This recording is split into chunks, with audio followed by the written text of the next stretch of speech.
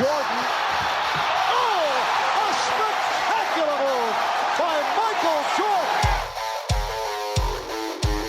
Drives one out to deep left field. This one's got a chance to get out of here. Gone! Three-run Jimmy Jack first big league home run for Mike Trout. Pass is intercepted at the goal line by Malcolm Butler. And an 81-point game, 55 in the second half. Ladies and gentlemen, you have witnessed the second greatest scoring performance in NBA history. Bam! Brand new theme music for the show. I'm pumped. I'm hoping Kenny comes in right now. Kenny, I'm going to go work out. Let's just end the show right here. Awesome, awesome music. What do you guys think of that? Absolutely pumped. I asked you to give it to me on a loop so that I could hear it over and over again in the car ride to work, back home. I absolutely love what you did, Wayne. I mean, the fans of our shows are probably going to get confused with us changing clothes each and every episode, but they're going to have to get used to this one because this one's sticking. This is a beaut, huh, Sully? Let's go, boys. I mean, that's what I'm talking about. You gotta love the new music. Go with the new name change. We're getting hype around here. Let's get it! Speaking of which, this is Infinity Sports. This is episode 4 of Infinity Sports, episode 16 overall, I believe. It's going to be a really cool show. We're going to be talking Lance Armstrong, Major League Baseball, right into our Infinity 5. We're going to kick this off with something that Dan said that I don't know how he dares suggest that Klay Thompson is better than Allen Iverson all time. I can't even wrap my mind around that. I don't know what's so hard to understand. I don't really see what Allen Iverson does better than Klay Thompson, other than driving to the basket. I mean, other than that, I'm a big Klay Thompson fan. And personally, I think Allen Iverson is one of the most overrated players of all time. And what's crazy is I love the guy. I love the guy. But I still think he's one of the most overrated players of all time. You saw that team he brought to the finals, right, Sully? Yeah, and he got crushed in the finals. They got crushed. They lost 4-2 to one of the greatest teams in history with Kobe and Shaq both in their prime still. Okay, so yeah, they got crushed, right? Okay, yeah.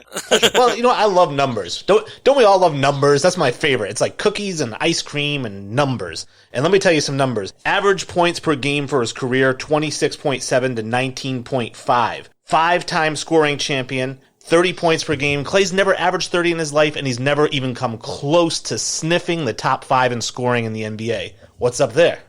That's not his job. I think they had 2 different jobs, and I think to put it in a vacuum, I mean, that's what you do great. You know what I'm saying? You're a great debater, and you're going to make great arguments. But again, I think that's just a vacuum, just purely solely looking at his points per game and things like that. I mean, Klay has a higher shooting percentage. He has a higher 3-point percentage. And I think he's just a much better overall scorer. I mean, his shooting percentage from 3-point is 100 points better. I mean, that's bonkers, especially in today's game. Plus, he's a pure defensive stopper. He shuts down your best wing scorer. And I think that's kind of what separates Klay Thompson from Allen Iverson is his overall game. Let's talk about defense. And let's talk about, I know Jesse wants to talk about, 3-time or 5-time, whatever he was, steals champion, and that's fine. We'll get to that. Let's just talk about defensive win shares, and that's it. Allen Iverson, 38.1. Klay Thompson, 18.8. Now, to give you an idea, Allen Iverson averages about the same as Kobe Bryant, whereas Klay Thompson, his defensive win shares are actually less than Mookie Blaylock, Keith Van Horn, and his best season ever is on par with James Harden, the greatest defender in the NBA. Those defensive win shares, AI is going to have a ton of them because he's played 10 more seasons, so he's going to naturally have a higher win share. What about per season? Per season, he's over 4, and Klay's never been over 3.5. Okay, I guess you got me there a little bit. Again, I think what Klay Thompson does is he does it better. I think he's more of a defensive stopper. I know the win shares may tell a different story, and I think that boils down to the steals numbers. And I think steals is an overrated stat, if I'm going to be honest with you. I don't really think it tells a whole story about a pure defender. Because, Klay's going to lock down a guy, whereas AI's really never been known as a lockdown defender. You can throw all the numbers you want. If I'm watching 2 guys play, Klay Thompson's a better player than Allen Iverson. The eye test.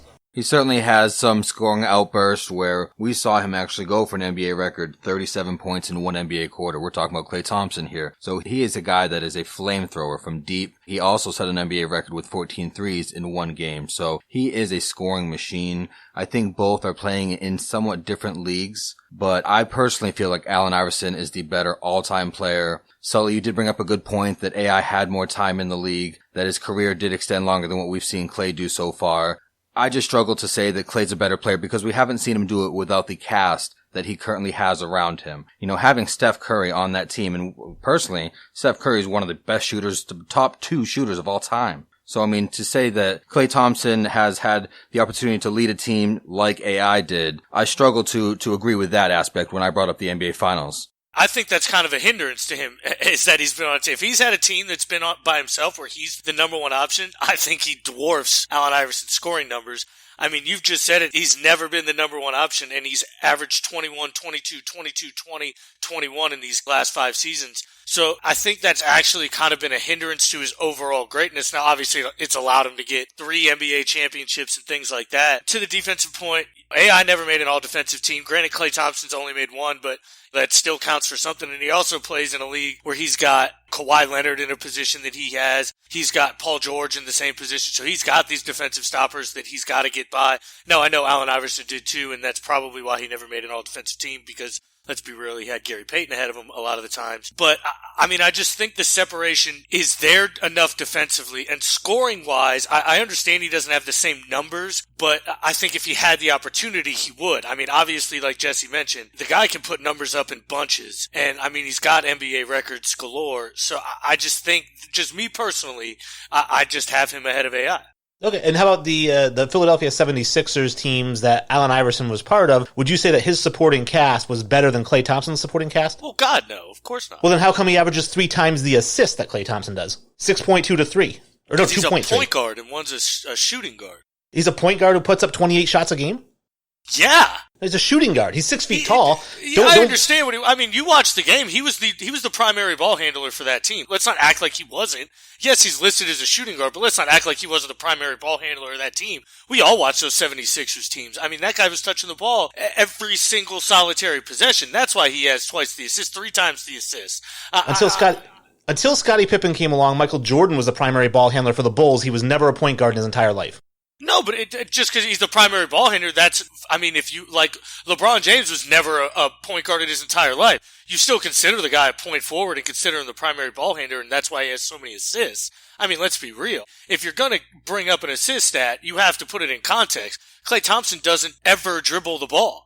The guy doesn't dribble the ball. He catches the ball and shoots the ball, or he cuts to the basket. I mean, they're 2 completely different styles. So that's why one has more assists. Why doesn't Allen Iverson why is his 3-point percentage only 300%? Why does he only shoot 30% from 3?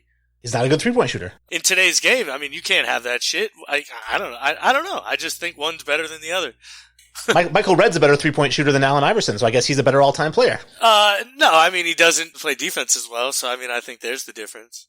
That lefty stroke, though, by Red. Here's another great stat for Klay Thompson. He's 6'8". Allen Iverson's 5'11", maybe. How come Allen Iverson averages more rebounds per game?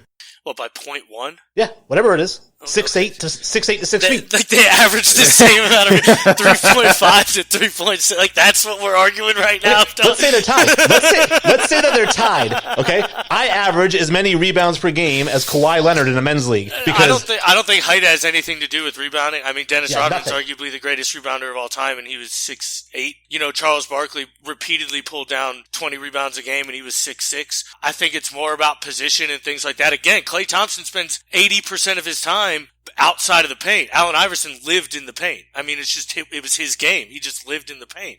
You're putting up these stats, and yes, they sound great and they look good on paper, but they're 2 different styles of play, and it's really tough to just put a number and say why his is better than the other. Well, I mean, they don't at all play the same style of basketball, so numbers are going to look different. Again, if you watch the 2 play basketball, I would personally rather have Klay Thompson than Allen Iverson. I think Allen Iverson's more of a team cancer than he is a team benefit. And I understand what he did with his team in Philadelphia and how he brought that terrible team essentially by himself to a championship, or to an Eastern Conference championship.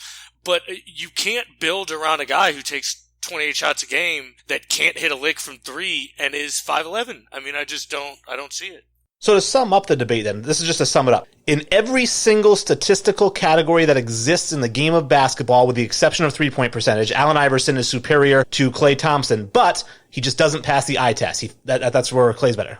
Well, it's field goal percentage as well, Wayne. I mean, he trumps him in field goal percentage. I mean, it's not just three-point shooting, it's shooting as a whole. You know, shooting wasn't really AI's best asset. It was certainly getting to the hole, like Sully had mentioned earlier on. And, you know, the one thing I wanted to certainly bring up, I'm going to die on this hill, is that it's not just that final supporting cast. Throughout that entire career that AI was in Philly, he did not have a great teammate with him. No, I agree, but I think that's what inflates his numbers to the point that he's averaging 26 points a game and things like that. I mean, if you put Allen Iverson on the Golden State Warriors right now, does he average 26 points a game? I mean, I don't think so. I think he gets traded due to his attitude, to be honest. I do as well, and I'm glad you mentioned that, Jesse. I mean, his effective field goal percentage is 100 points less than Klay. Those stats matter to me. And yes, on paper, Allen Iverson is a better stat stuffer. I'll give you that, Win. Here's a statistic I really like in basketball, which is player efficiency rating. Because this is kind of like... I do like PER. PER is like basketball's WAR, but it's not cumulative, it's an average. And Allen Iverson's average PER is 20.9. It's ahead of Steve Nash. It's ahead of Carmelo Anthony, Paul Pierce. It's ahead of Jimmy Butler. And Klay Thompson's PER is 16.4, which is below Ruben Patterson. I mean, I feel you. PER has a lot to do with usage, too. So, I mean... So going with that usage argument there, Sully, do we think that there's an opportunity where Klay could play for a different team and potentially inflate some of those stats that Wayne is trying to use against you in this argument? Oh, yeah, I already said that. I think if Klay Thompson played on a team where he was the number one option in the main scorer, he'd easily average close to 27, 28 points a game. Do we really question that? I mean, he already averages 22 a game now. If he's on a team where he's the number one guy, I think that's easily 27, 28. I don't even think that's an issue. And then, too, if he's the number one option, he's probably facilitating more and things like that. So I think it brings the argument a lot closer. I don't know. Again, I think the eye test, I'd take Klay Thompson.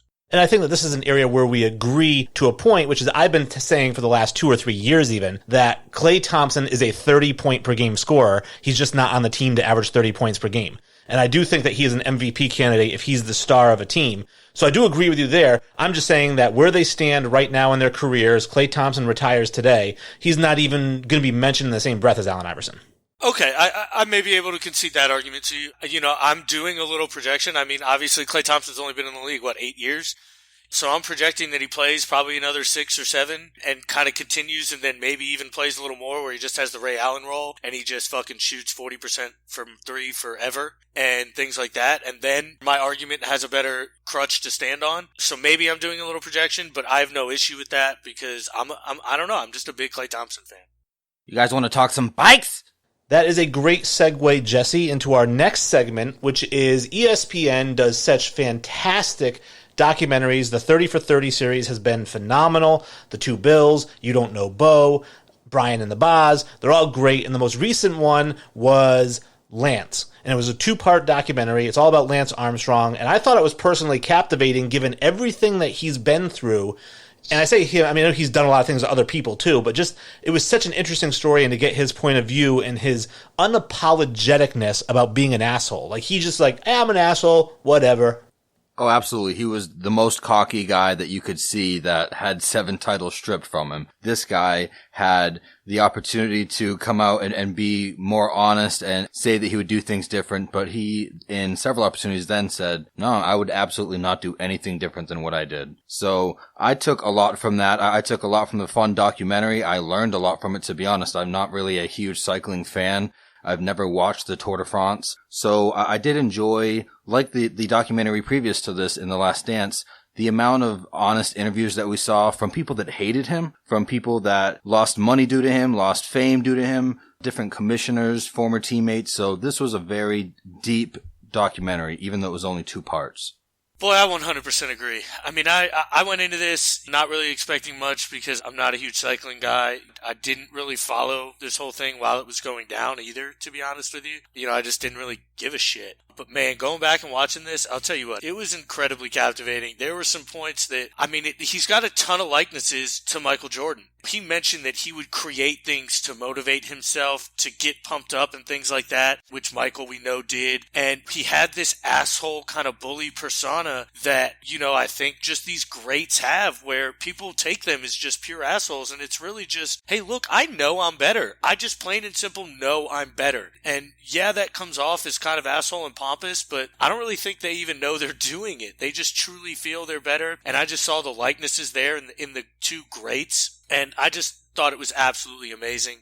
His father, or his adopted father, the gentleman who he got his last name from, when they mentioned him and he got his interview, I thought that was really interesting. And he mentioned kind of the disciplinary actions he took towards Lance and instilled this discipline into Lance. And he straight up says, Lance wouldn't be great without me and things like that. And that was a side that I never really knew, and I think kind of had a toll on Lance a little bit. And that kind of physical abuse as a child can really resonate. And, I think kind of he just never wanted to disappoint anybody. But man, I thought it was a great series. I'm not going to lie. Over that decade of Lance Armstrong's dominance, we all remember the yellow armbands, the Livestrong bracelets. I'm sure we've seen them. Maybe we've even wore them at a time. But I think something that I certainly didn't learn prior to this, that Wayne actually told me, and then I got to hear it from Lance himself, was that doping was so much more common in cycling than I ever thought. He wasn't the guy that lost the titles and then they could hand it to second place or third place. Wayne, can you touch more on how big doping was in cycling? Well, he mentions it as well. They mentioned it in the whole series, that huge doping scandal right before he won his first one, or right before he went into chemotherapy, that it was just absolute riddled with doping. And then the doping got better. That's why they didn't have it while he was doing it, is they just got better at masking it and better at hiding it. And what ended up happening was when Lance was doing it, all of his teammates were doing it, all the other teams were doing it. And I think I remember mentioning that, they took his medals away from him, or his wins away from him, but they couldn't give them to the second place guy or the third place or the fourth place. And they ended up having to give them to the seventh or eighth or ninth place guy each of those years that he won, because so many guys were doping. Yeah, which I think is horseshit. At that point, for one, I have a different take on doping, and I think you're very similar to my take, Wayne, and I don't give a shit. Take all the fucking steroids you want. I don't really give a shit what you do.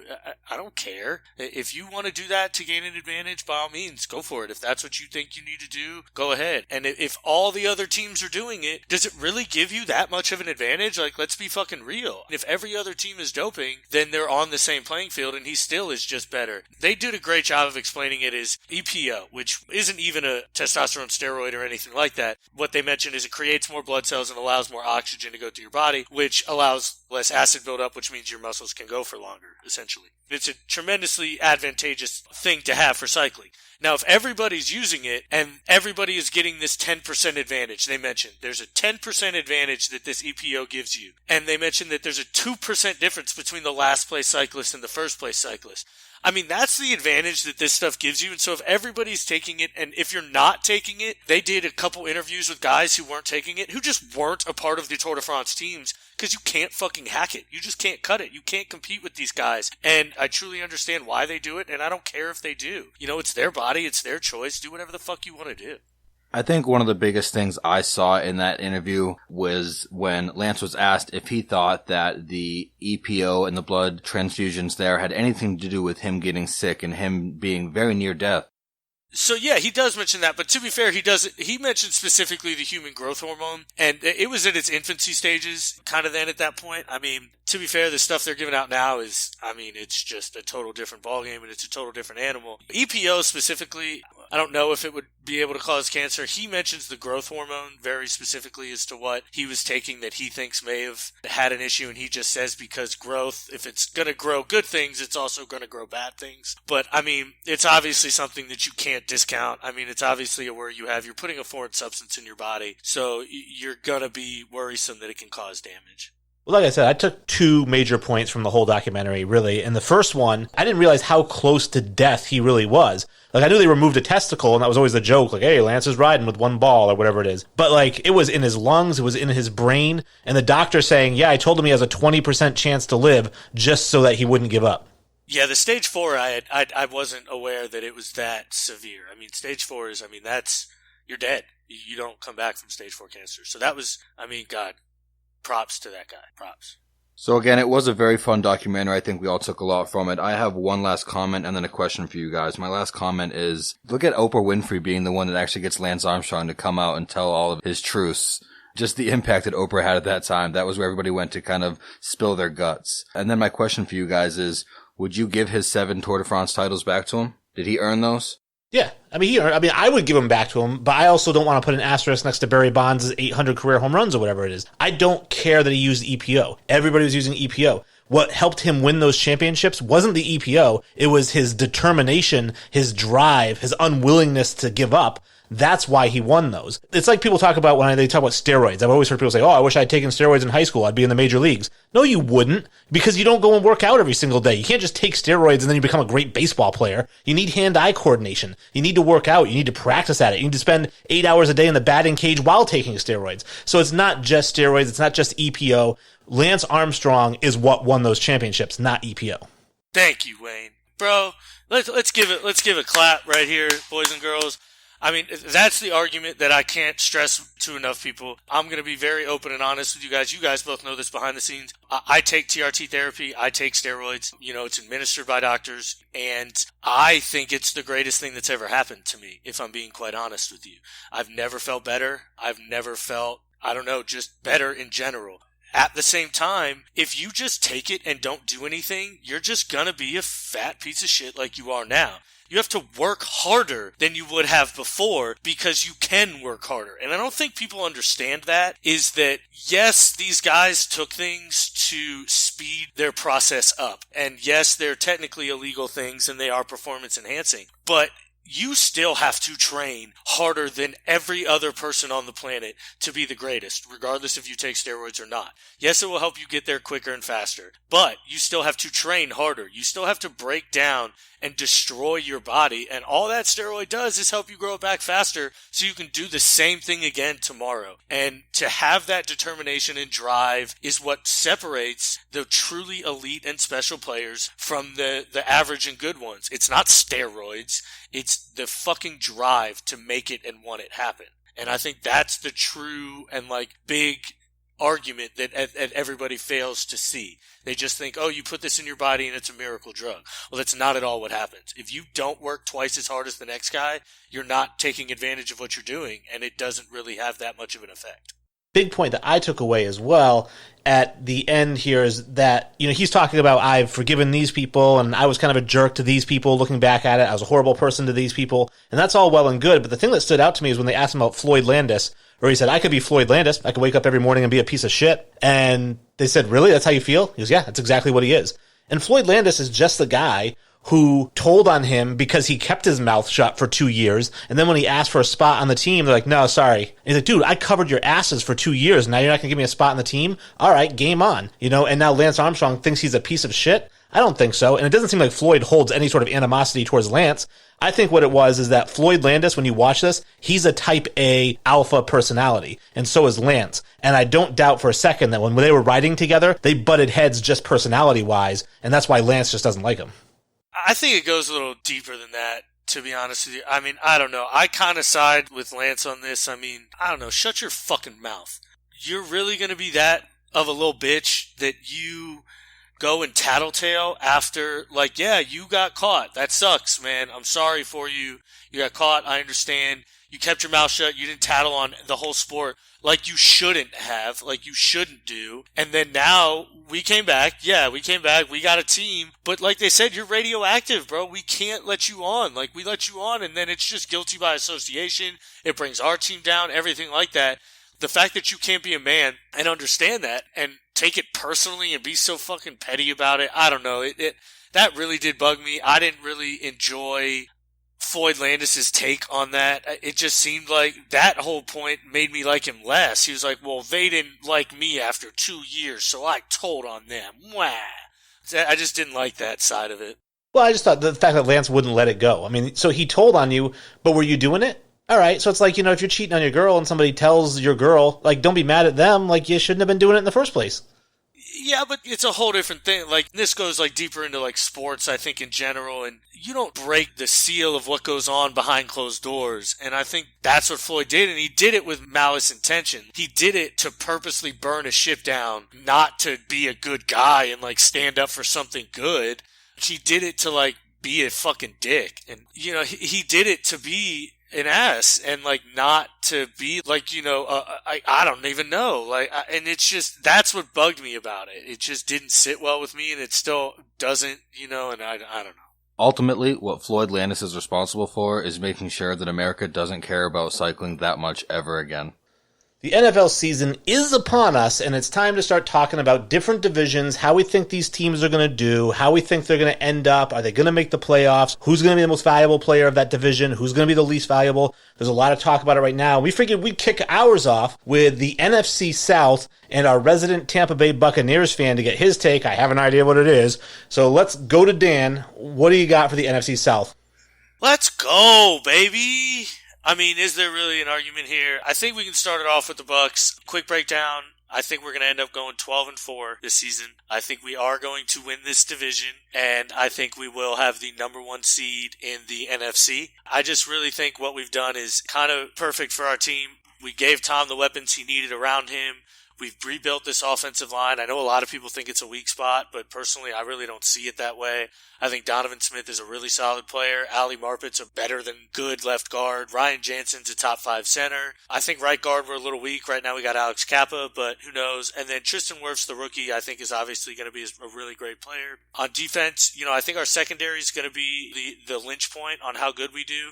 You know, we got 3 second-year corners starting, and I think that's kind of going to be a big deal, and to see where they go and how they mature. But, I mean, I really think the sky's the limit for this team, and I think we're a really, really, really great ball club. Sully, I do agree with you. I actually have the Bucs going 12-4 as well. That's the team that I have winning that division. I think that offense is just too many toys, too many fun things for Tom Brady to have at this age. It's like a guy that works his entire career, retires, and then goes and gets that awesome sports car that he saved up for, except this time he gets to do it before he retires. So Brady's going to have Godwin and Mike Evans and that trio of tight ends that at least so far all are on the same team. So I think that this is going to be their division to take, and I have them going 12-4. I agree. I have 12-4 as well. I have them splitting with the Saints. I have them splitting with the Panthers. And then I have them going pretty much 2 losses outside the division. So that's how they get their 4 losses. But I have them 12-4. And then I know a lot of teams or a lot of people have the Saints going second place. I do as well, but not as many wins as a lot of people have predicted. I have the Saints at 10-6. I think that they're going to lose a few more games than people think. People think they're going to go 12-4 and maybe lose a tiebreaker with the Buccaneers, or they think they're going to go 11-5. I'm going 10-6 with the Saints. I've got 11-5 for the Saints. I still think that they're going to have a good season. I think that they're actually going to split with the Bucs this season. And I really think that they have a strong offense. Their defense isn't what they'd like it to be, but I still have them going 11-5, second in that division. Sully, where do you have those Aints? Man, I hate that I'm agreeing with Wayne here so much. I got them going 10-6 as well. I think they are going to stumble a little bit, you know, in a couple games that I think teams might expect them to win. I don't know if I believe in that defense to kind of repeat the same things it did last year. Obviously, if it does, they're going to be a really special team again, but I got to see it to believe it. So I've got them as 10-6 also, coming in at second place in that division. Sully, who's your third place team? I've got the Falcons actually sneaking in there, but this is actually going to be a lot closer than people think. I do not have the Falcons winning a ton of games. I got them at 7-9, and actually I have them tied with the Panthers. To spoil my fourth place team, I think the Panthers go 7-9 as well. So I think this division's pretty good and pretty talented, but once it gets past the Saints, I think there's a little fall off there. I think the Falcons are certainly better than you're giving them credit for right there, Sully. I've got them going 9-7, so the reverse of what you have them doing. I think that team is still strong. That division is very strong. It's the strongest division that Tom Brady's ever going to have to compete in. And I think you're actually cutting them down at the knees there. The reason I have the Saints at 10-6, and the reason I have some close games for the Buccaneers is because I have the much improved Carolina Panthers going 9-7. I think that Teddy Bridgewater is a fantastic addition. He went 5-0 for the Saints last year. He's familiar with the division. I think he's a tremendous quarterback who just needs to stay healthy, and I'm assuming he is. That's why I gave him 9-7. I think he's got McCaffrey back there. They added the deep threat with Robbie Anderson, who's going to open up things for McCaffrey. I really like 9-7 as the Panthers. I think the one's going to surprise you guys, Atlanta Falcons, 3-13. Oh, absolutely. That's way too low, Wayne. Now, See, I don't think so at all, actually. I'm going back and I'm looking at their schedule because I said 7-9 and I had a question mark next to my notes and I want to go back and look, and I honestly think they may go 6-10 or 5-11 the more I look at it. I mean, they start their season off rough, and I mean, they've got to go Seahawks, Cowboys, Bears, but then Packers, Panthers, Vikings. I mean, that's a tough opening. I think they maybe win one of those games. And then, I mean, I think they're going to get swept by the Saints. I think they're going to get swept by the Bucks. They got to play the Chiefs. I mean, I think they maybe win the Chargers, maybe the Raiders, maybe this team doesn't have a ton of wins in it. I actually agree more with Wayne than I thought I would here. And I'm going to change my pick a little. I'm going down to 5-11, actually, not 7-9. 5-11 is actually where I have the Carolina Panthers. I have them improving from last year, but I think that the defensive additions that their coach made with every single one of their draft choices, they went defense with all of them. So I think that team is going to improve, but it's going to be a slow process. I don't think that offense has improved enough to take third place in that division. I really am going to look forward to see how this division plays out because I think you guys have the Falcons all wrong. See, I don't know. I think the Panthers have a great offense. I mean, you've got Christian McCaffrey, and DJ Moore is one of my favorite players in the whole league.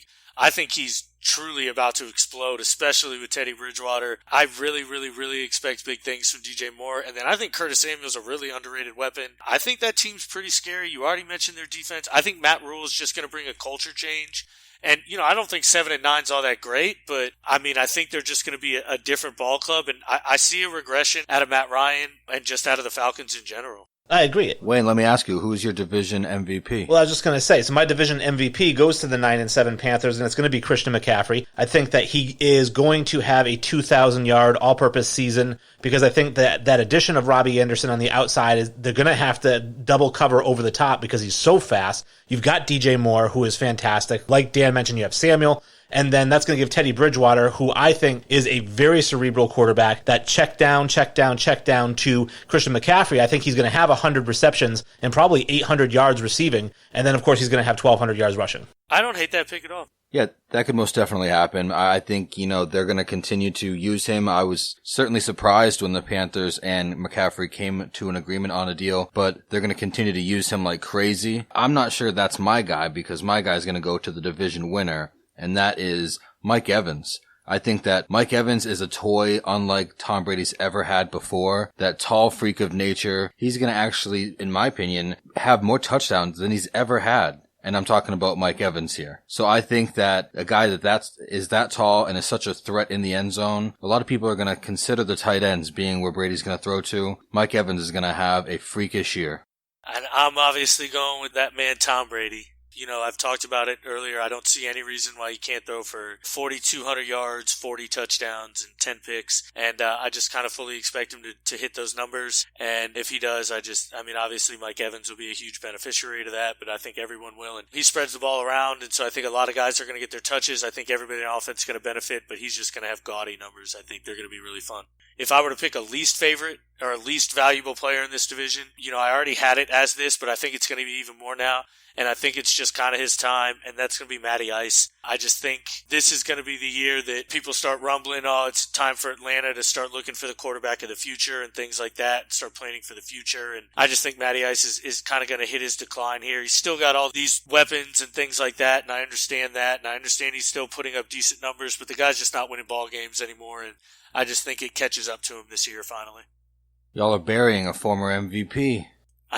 10 years ago he was the MVP? That was 4 years ago, Jack.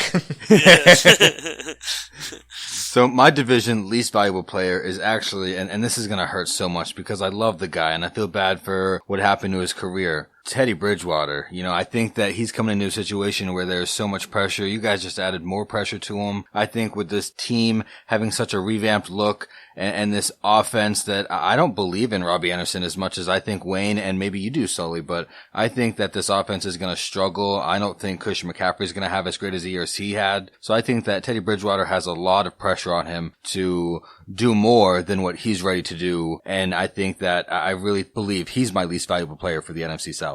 Yeah, I think he's just a fantastic quarterback. I think he's such a smart quarterback. I think that the only thing that's plagued him is his health. So if you're telling me a healthy Teddy Bridgewater playing 16 games is going to be the least valuable player, I'm not buying that in a million years. I went with Dan's pick as well, Matt Ryan. I have him as the least valuable player. Like I said, I got the Falcons 3-13. Matt Ryan has regressed the last 3 years in a row. Last year he had Calvin Ridley and Julio Jones, and he couldn't hit either one of them in the hands, and he lost Hooper. So he's got even fewer weapons. I know they replaced him with Hayden Hurst, if you really want to call that a replacement. And I think he's just going to struggle even more without all the weapons he had last year.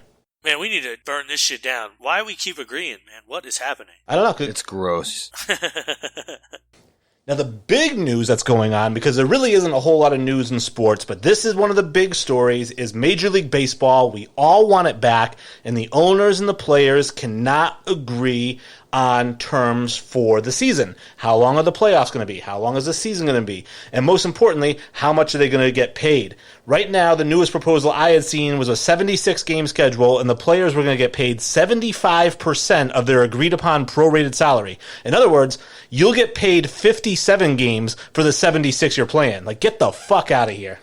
That's old news, Wayne. The MLBPA has rejected that bid and has since came back with a proposal to the MLB for 89 games with a full prorated salary and expanded playoffs, which I assume will get rejected as well. But it's just a back and forth right now, and it's really just a shame. I mean, the MLB is just in such a shitty spot right now. They just look so terrible, in my opinion. I mean, these guys had an agreement way back. As soon as all this shit happened in March, baseball and the Players Association sat down and agreed to full prorated salaries when we came back. And now baseball has used a stipulation in the contract that was just some crazy legal language written in to where now they can say, well, there were other financial stipulations involved with having no fans and things like that now we want to recoup that money. And in my opinion, that's the price of doing business, man. You own a multi-billion-dollar business that when profits are booming, they are booming. And your employees get compensated as such. When this kind of situation happens, which nobody plans for, it's not your employee's fault, and your employees shouldn't be held liable. You should be using your billions of dollars in profits and hundreds of million dollars in profits to maybe you take a loss this year. That's a shame. The last 5 years, they've had record revenues for baseball. So I don't know. I just don't really see how this is a good look for baseball in any way. It is a shame that the MLB is the odd sport out right now. We're talking about the NFL coming back around, hockey setting up for their playoff run, the NBA setting up for their playoff run, and the MLB is still at odds. You know, it does seem like this latest offer that Sully just spoke about, the 89-game season, even though it does seem like it's going to get rejected, it's closer than what we've talked about so far, what we've seen so far. So hopefully we're getting warmer and warmer, because I know there is a large contingent of baseball fans, us included, that would like to see some games be played. We miss seeing that stickball, man. Yeah, for sure. Just to me, I wonder if the financial struggles that Major League Baseball is facing is a wake-up call for them that they need to have a true salary cap, like the NHL, like the NBA, like all of those other franchises that aren't struggling right now, all of the other leagues that aren't struggling, because they have a salary cap. And the reason this benefits the owners is because a true salary cap requires revenue sharing. So teams like the Oakland A's and the Tampa Bay Rays, who don't bring in a lot of revenue, they're the ones that are hurting the most right now. They'd be getting some of that Yankee revenue, some of that Red Sox revenue. And none of the owners would really be hurting right now if they had a true salary cap and revenue sharing.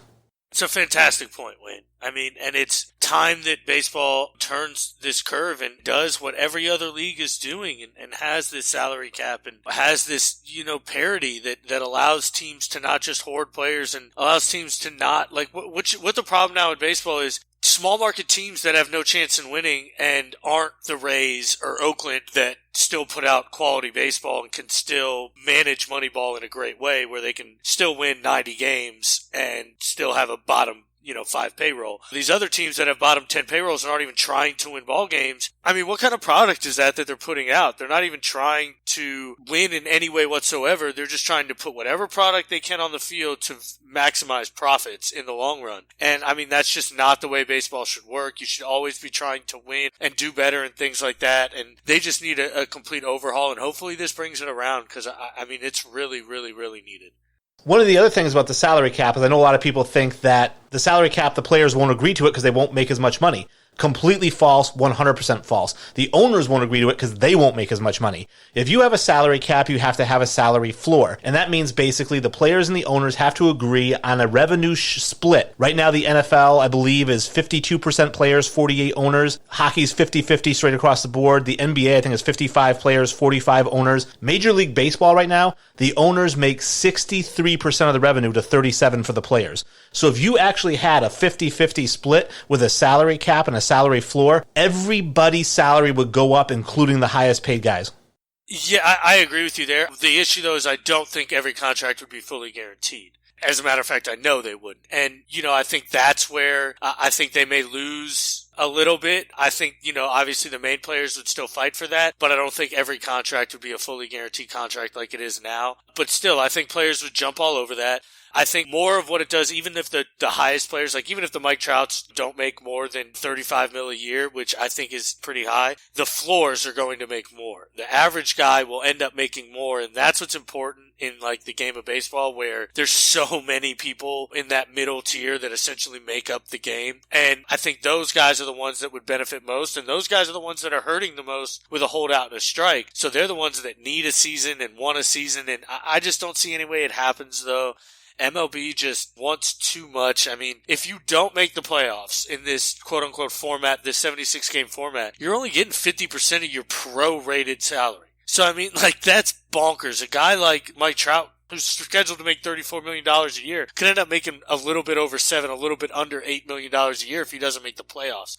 That's just insane. It can't happen. Baseball has this money. They just need to suck it up and do the right thing, which, I don't think any of us think they're going to do, to be honest. I was just going to say, do you guys think we will have a lost MLB season?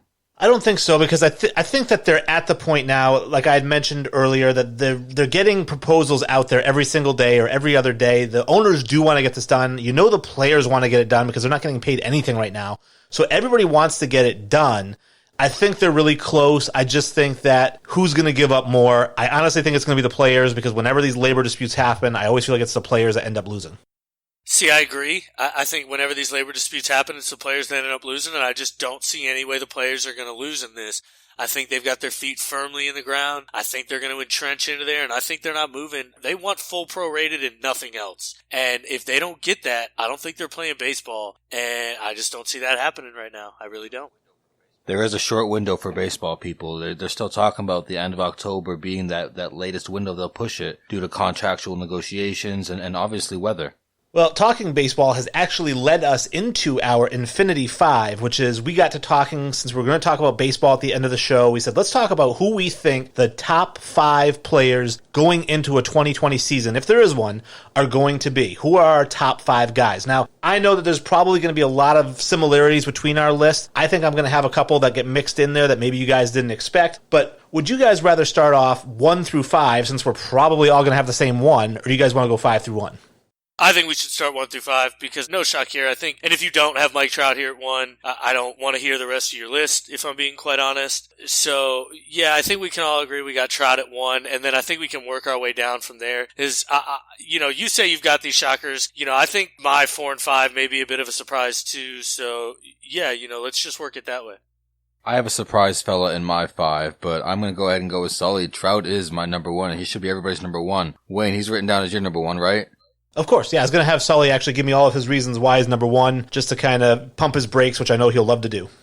I mean, to be fair, he is the returning MVP. He is the returning Silver Slugger. Let's not forget he led the league in on-base percentage, slugging percentage, OPS plus last year. Meanwhile, he still is only 27 in the dead prime of his career. He led the league in intentional walks. The guy just get walks every other day. His batting average did drop a little bit, but to be honest with you, I think that's going to bounce back up to above 300, and I think we're going to honestly see a career year for him this year. His home runs have continued to tick up, and I think that's going to happen again this year. I think he's going to hit the 50 mark, in his full season. I'm going to extrapolate these numbers into full season numbers. So, if he's playing 82 game, and obviously I think he's going to get 26 home runs or something like that. So I think his numbers would be 52 if he played a full season. I just think the sky's the limit for this kid, and I think right now he's in his dead prime, and I think he's just going to continue to go up. He is such an amazing player. I think, as he gets older and the Angels continue not to make the postseason or even be in contention, you start to wonder if this guy's going to be a guy that ends up with 0 World Series championships. See, but that's where I got to jump in. I think that team's a lot better this year. I mean, I think Joe Madden has won baseball games every single place he's ever been. I mean, Anthony Rendon is a huge pickup. He not to blast a name that may be on somebody's list here. The guy's a stud. I think Shohei Ohtani is an actually legitimately good, great, borderline great baseball player. If he gets through these injuries and can finish a season without missing a ton of games, I think he has a real potential to be a great baseball player. I think the Angels are a really sneaky good ball club, if I'm being honest. I was trying to find some sort of knock on Mike Trout. Like, if there's anything that is negative about him, he's a great fielder. And the only two things I really came up with, and again, not enough to knock him off of the top spot, because he is Shaquille O'Neal going into the draft, Tim Duncan. There was no doubt everybody was going to have him at number one. The two knocks I had on him, one was, I think he does strike out a lot for as good of a hitter as he is. I'd love to see him with fewer strikeouts, but I know that the way the game is now with launch angles and whatnot, it's hard to find guys who are like Tony Gwynn and are going to strike out only a handful of times. And the other thing is, I'd love to see Mike Trout steal some more bases. He only had 11 stolen bases last year. He is a fast guy. He's really fast. I'd love to see him get closer to like a 30-30 or a 40-30 kind of guy. I mean, he's only done 30-30 once in his career. I mean, I think he's more of a 20-20. Oh, actually, I guess he did it twice. But I think he's more of a 20 stolen base guy. I do think 11 was a little low for him. But I just think kind of that's just the way he's going now. Yes, he's still fast. I don't think he's as fast as he once was. I don't know if he's that elite speed anymore. And I do agree with the strikeouts. I do think it's something that he does a little too much. It's not as much, as it was in his earlier career when he was striking out 180, 150 times. He's still down to the 120 range, but I do think he needs to get back to his other years where he was striking out like 90 times and things like that. I think that's where he should be at. But like you said, I think the game's different now. Strikeouts aren't viewed as bad anymore. If you're either getting a home run or a strikeout, they would take that. But still, I agree. I think that is kind of his one knock. But if that's what you're saying about the guy, that he strikes out 100 times and that's bad, I mean, Jesus Christ, the guy's clearly a god. At 2, I've got Christian Yelich. And, I mean, honestly, I think if you don't have Christian Yelich, again, I don't know what kind of baseball you're watching. The guy's just doing everything right now. He's such a good ball player. He's just all around, the guy does everything well. He's hitting for average. He's hitting for power. He's playing great defense. I'm a really, really, really big Christian Yelich fan. I have Christian Yelich at number 2 as well. I was a huge fan of his down at Miami, and then seeing him go over to the Brewers and be a beast there. I have him at number 2, and Wayne, do you have him there as well? I also have Christian Yelich at number 2. The guy hit 329 last year with 44 home runs and 30 stolen bases. He had 97 RBIs, which I would have liked to have seen higher, especially with 44 home runs, but he can't help that his guys can't get on base in front of him. I mean, his ball club still did great. They still made the playoffs. And I mean, he still is second in the MVP voting behind that dude. Actually, no, this is NL, so that was behind probably the guy who we have mostly at 3. Yeah, I mean, like you said, Christian Yelich, I mean, he was slugging 671 this year. It was just insane. The guy was just hitting off the charts. I mean, he's just a great ball player, and I'm really excited. Again, he's only 27 too, so we got Yelich and Trout both just in the dead primes of their careers, just slugging the tits off the ball. Well, my number 3 guy, I can tell you, I'm sure is not on either of your top 5 lists. I would be surprised, actually, even if my number 3 guy is on your honorable mentions list. And I went with number 3 as a 22-year-old for the Atlanta Braves, Ronald Acuna Jr. And the reason I have him as the 3rd best player of Major League Baseball going into the season is last year he had 41 home runs and 37 stolen bases. He almost went 40-40 as a rookie. He had an 883 OPS, 100 RBIs. He hit 280. I'd like to see that get up a little bit more. But I just think that this year was supposed to be another huge leap for Acuna. I thought he was going to be at 45 home runs and 43 stolen bases, heading towards 50 home runs as he hits his peak.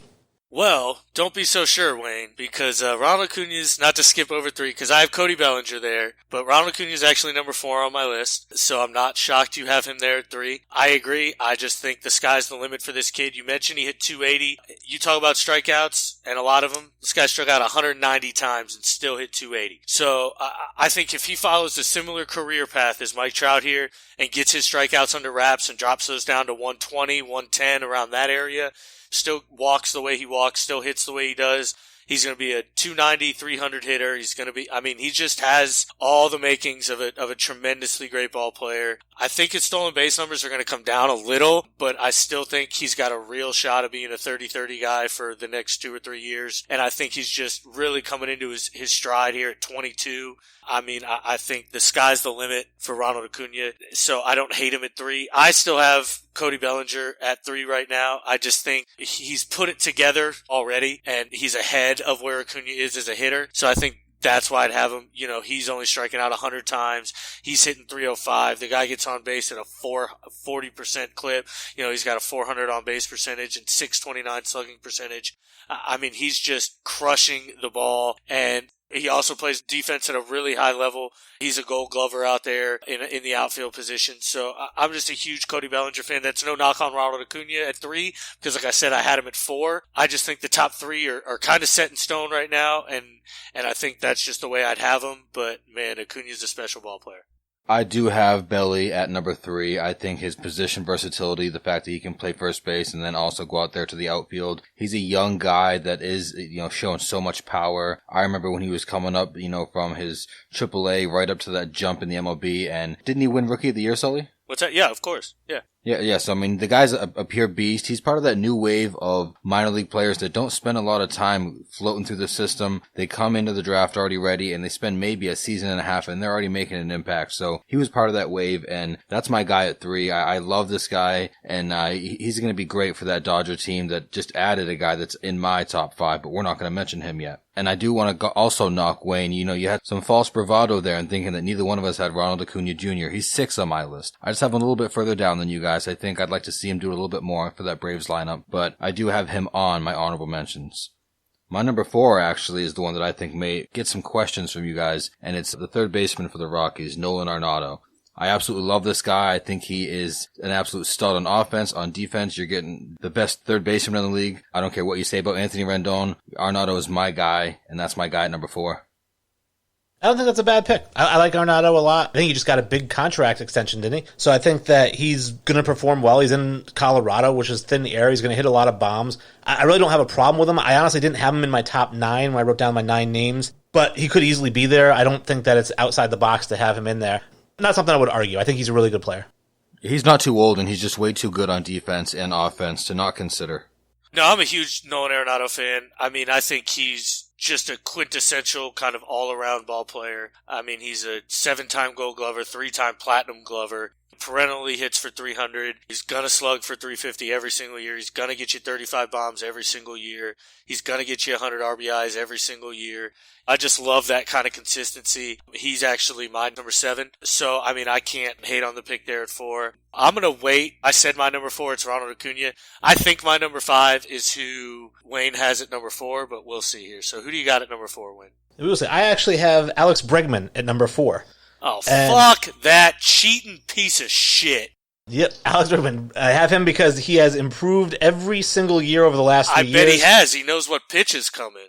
Well, he knows whether it's off speed or not. Oh, my God. But he had a 9.2 WAR last year, 41 home runs, 296, 112 RBIs, OPS of 1,015. Every year you look at, going back 3 years, he had 284, then 286, then 296. We've got 19 home runs, 31, 41. He's going to get better again this year, even without the trash cans. So I think he's going to hit over 300 this year, again with 40-some-odd home runs and 100 RBIs. To me, he's the 4th best player in Major League Baseball. Man, we talked about that I hope somebody has an Astros in here so I could rag them, and I'm so glad you do. And I'm glad it's Bregman, too, because I actually think he's one of the bigger beneficiaries from this whole cheating scandal. And I'm a huge Alex Bregman fan, to be honest with you. I was pre-scandal. I was a big fan of his game. I really like what he brings to baseball and to his team. I love his versatility. I love his ability to hit for power and hit for average and spray the ball to all sides of the field. I don't love the cheating aspect. I want to see what he does this year before I see what kind of actual ball player he is. I don't know what kind of ball player he is because I don't know who he is without knowing what's coming. And I don't love that. You minimize the effect of knowing off-speed or fastball. And I don't mean this like condescendingly or being a dickhead. Did you not play baseball at all? To know if it's a fastball or an off-speed pitch is fucking monumental. That's so huge. If I can know that before what's happening, and not in the MLB, I'm saying, but in like whatever I'm playing, you would exceedingly do so much better. I think you minimize that so much, and I don't think you can. So, yeah, I don't agree with Alex Bregman at all on any list. Well, the reason I minimize it is because when I did play baseball, it was in high school. So I didn't play at the highest level, Major League Baseball or anything like that. And in high school, basically, you got a fastball, curveball, maybe a slider. You don't face a lot of guys who throw changeups and splitters and slurves and knuckleballs and things like that. So really, it would be more of a benefit in high school because you know if it's not a fastball, it's 90% chance it's a curveball, 10% chance it's a slider.